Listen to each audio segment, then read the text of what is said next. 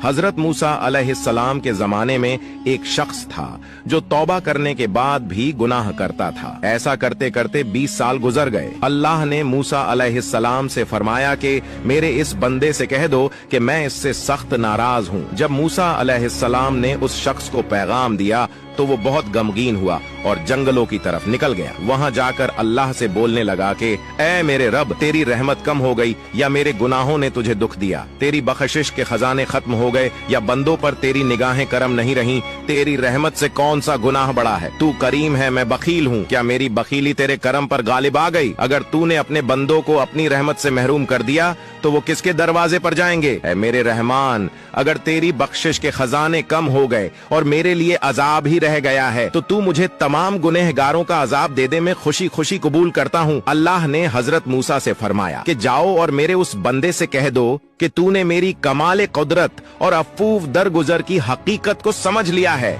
अगर तेरे गुनाहों से जमीन भर जाए तब भी मैं बख्श दूंगा। दोस्तों, ये वाकया हदीस में है या नहीं मुझे नहीं मालूम, लेकिन इसका हवाला आपको स्क्रीन पर दिख जाएगा। बेशक अल्लाह रहमान है, वो चाहे तो हमारे तमाम गुनाहों को बख्श दे। वीडियो पसंद आई हो तो हमारे चैनल आयत शेख को सब्सक्राइब कर लीजिए।